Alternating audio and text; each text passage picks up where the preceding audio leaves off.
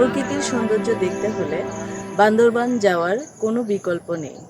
যারা কক্সবাজারে এসে বান্দরবানের ফিলিংস নিতে চান, তার জন্য প্রকৃতি ব্যবস্থা করে রেখেছে। আজ আপনাদের পাহাড়, সাগর আর দিগন্ত আকাশের সঙ্গে মিলিয়ে দেব। এখানে আসা খুবই সহজ। যারা মেরিন ড্রাইভে বেড়াতে আসবেন, তারা রেজুখাল ব্রিজের পাশে একটা সরু রাস্তার মাঝে প্রবেশ করবেন। 5 মিনিট হাঁটলেই ধীরে ধীরে আপনি এই বান্দরবানের উপস্থিতি টের পাবেন। বন বিভাগ 19 এবং 20 সালে 50 হেক্টর জায়গাতে অসংখ্য গাছ লাগাইছে। 2-3 দশক আগে এই এলাকায় হাতি চড়ে বেড়াতো। এখানে আসার পথ ছিল খুবই দুর্গম। এই এলাকার নাম আসলে গোয়ালিয়া পালং। কক্সবাজার শহর থেকে এই জায়গার দূরত্ব 18 কিলোমিটার। আপনারা যদি এই জায়গাতে আসতে চান, লোকালি 50 থেকে 60 টাকার মতো খরচ লাগবে।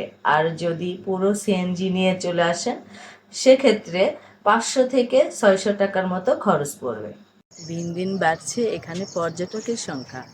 পাহাড়ের মাঝে আঁকাবাঁকা রাস্তা, স্বচ্ছ নীল আকাশে সাদা মেঘ, মাঠ জুড়ে সবুজের সমারোহ এবং সাদা কাশফুলে ভরপুর থাকে। গোয়ালিয়ার পাহাড়ের পাশেই রেজুখাল, আর সেখান থেকে 200 গজ দূরেই সমুদ্র সৈকত, দেখতে অপূর্ব সুন্দর।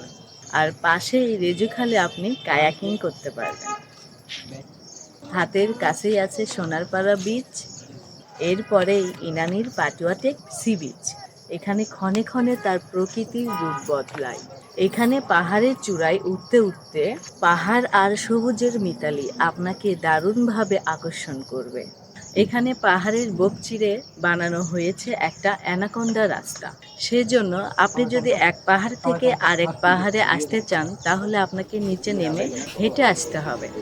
এক পাহাড় থেকে আরেক পাহাড়ে ঘুরে বেড়াতে আপনাকে খুব ভালো লাগবে। এখানে সময় কাটানোর আদর্শ সময় হচ্ছে বিকালবেলা। দুপুরে এখানে প্রখর রোদ থাকে। তাছাড়া আশেপাশে খাবারের ব্যবস্থাও নেই, ফলে বিকালটা হবে এখানে ঘোরার জন্য আদর্শ সময়। আশেপাশে ছোট ছোট দোকান আছে, সেখানে জলখাবার পেতে পারেন। এই যে রেজুখালের ব্রিজটি দেখতে পাচ্ছেন, এটা বেশ সরু, এই জন্য প্রায়ই জ্যাম লেগে থাকে। বিকালবেলা এখানে একটা জুস বার বসে, সেখান থেকে শরবত খেয়ে আপনি নিজেকে চাঙ্গা করে নিতে পারবেন। এই সৌন্দর্য দেখতে হলে আপনাকে কোনো টিকিটও কাটতে হবে না, ফিও দিতে হবে না। আসবেন, দেখবেন, ছবি তুলবেন আর ফিরে যাবেন।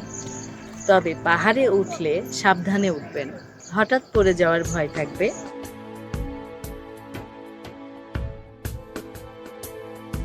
জায়গাটা নোংরা করা থেকে বিরত থাকবেন। নিরাপত্তা বিষয়ে যদি জানতে চান, তাহলে বলবো নিরাপত্তা নিয়ে কোনো ভাবনা নেই।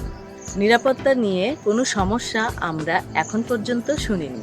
নিরাপত্তা বিঘ্ন হয় সেই রকম কাজ করবেন না, আর সন্ধ্যা হওয়ার আগে আগে এখান থেকে ফিরে যাওয়ার চেষ্টা করবেন, তাহলে আর কোনো সমস্যা হবে না।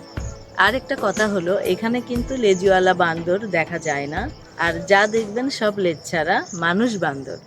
দর্শক, বান্দরবানের গুণাগুণ নিয়ে আর কথা বলবো না। যদি আমার এই ভিডিও পছন্দ করেন, তাহলে একটি লাইক দিবেন। আপনি যদি নতুন হয়ে থাকেন আমার চ্যানেলে, তাহলে একটা সাবস্ক্রাইব করবেন। আবার কোনো ভিডিওতে দেখা হবে, ততক্ষণ পর্যন্ত বাই।